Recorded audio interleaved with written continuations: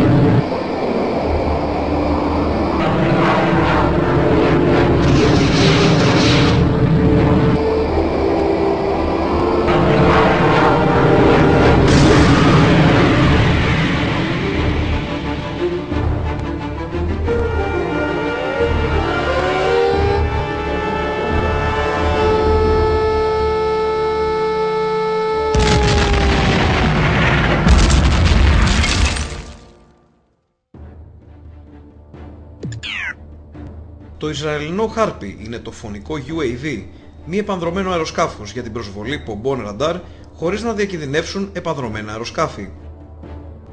Εκτελεί την αποστολή του είτε μεμονωμένα είτε στο πλαίσιο ευρύτερων αποστολών αεροπορικής κρούσης με σκοπό την καταστολή αεράμινας.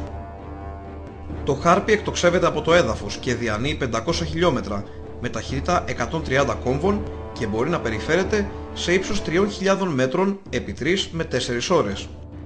Όταν ο παθητικός ερευνητής του εντοπίσει σήματα ραντάρ, κατευθύνεται εναντίον της πηγής τους. Εάν η εκπομπή ραντάρ διακοπεί πρώτης τελικής του βύθισης, το Harpy μπορεί να επανέλθει σε περιπολία.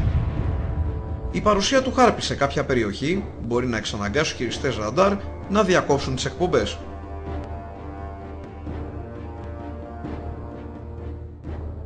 Το Ισραηλινό βλήμα Popeye προορίζεται για την προσβολή στατικών επίγειων στόχων με ακρίβεια και από ασφαλή απόσταση. Μπορεί να διανύσει μεταξύ 50 και 110 χιλιόμετρα για εκτόξευση από μικρό και μεγάλο ύψος αντίστοιχα από εξυγχρονισμένα μαχητικά αεροσκάφη F4 2020. Το βλήμα πλήττει στόχους υψηλής αξίας και αντοχής όπως κέντρα διοίκησης και ελέγχου, καταφύγια αεροσκαφών, ηλεκτρικούς σταθμούς και γέφυρες. Το Popeye καθοδηγείται προς αποθηκευμένες συντεταγμένες του στόχου από σύστημα αδρανιακής ναυτιλίας. 25 δευτερόλεπτα πριν από την πρόσκρουση αρχίζει να λειτουργεί ο ερευνητής τηλεοπτικός ή θερμικής απεικόνησης για αποστολές ημέρας και νύχτας αντίστοιχα. Η απεικόνηση μεταβιβάζεται διαμέσου ζεύξης δεδομένων στο αεροσκάφος ελέγχου.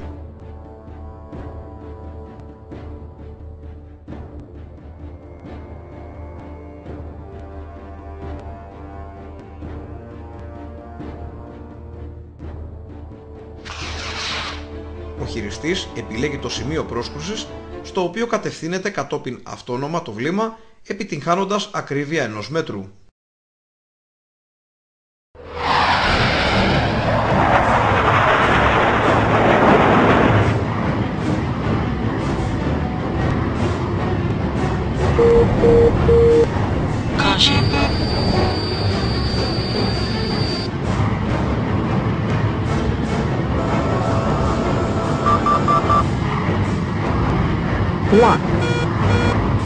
Lock.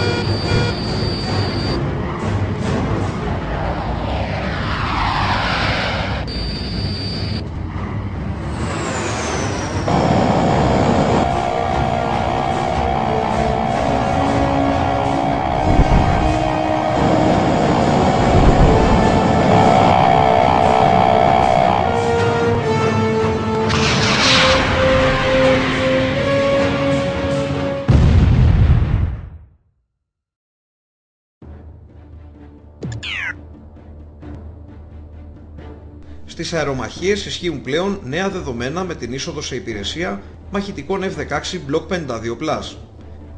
Διαθέτουν αναβαθμισμένο ραντάρ και σύστημα απεικόνησης κάσκας συνδυασμένο με βλήματα αεριστή. Το αεριστή είναι από τα πιο σύγχρονα βλήματα αέρος-αέρος. Προσφέρει θεαματικό προβάδισμα στην αερομαχία σε σύγκριση με τα βλήματα προηγούμενης γενιάς.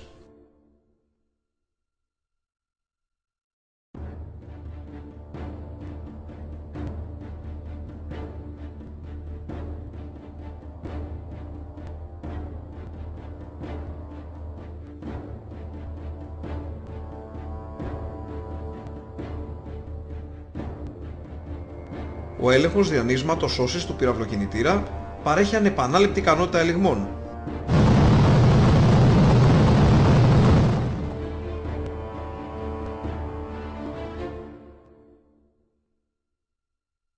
Αυτό που κάνει το IRST μοναδικό είναι ο συνδυασμός του με το διακλαδικό σύστημα ένδειξης τοποθετημένο στην κάσκα EJ Himix. Το σύστημα αυτό διευθύνει τον ερευνητή θερμικής απεικόνησης για πρόσκληση στόχων εκτός των ορίων σάρωσης του ραντάρ.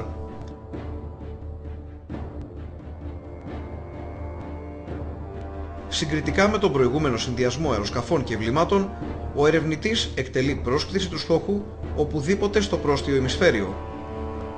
Έτσι δεν είναι πλέον απαραίτητο να στραφεί το ρίχος του αεροσκάφους εκτόξευσης στην κατεύθυνση του στόχου.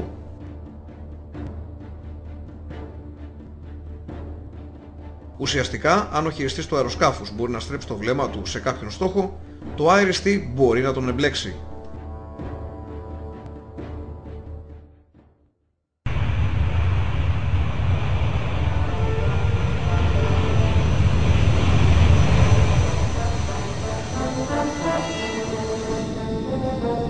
Left to 020, down 5,000, 5,670.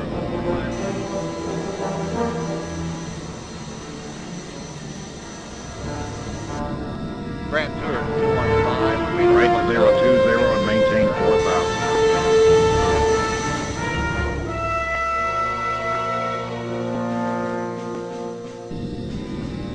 Cessna 010, turn right heading 090. United 721, you're cleared for flight level 310 and report locations.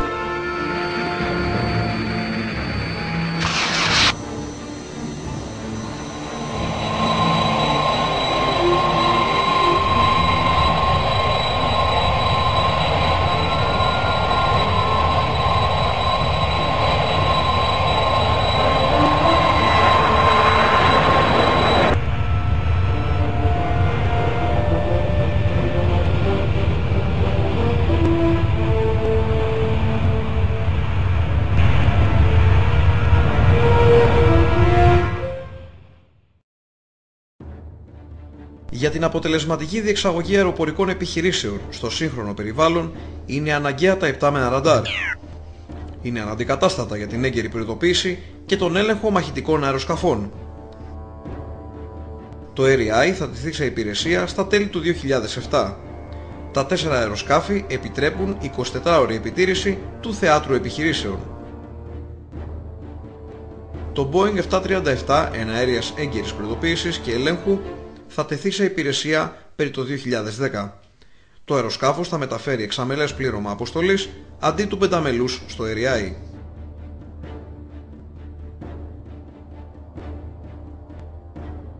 Τα δύο αεροσκάφη διαθέτουν νέας γενιάς ραντάρ ενεργού φασικής διάταξης.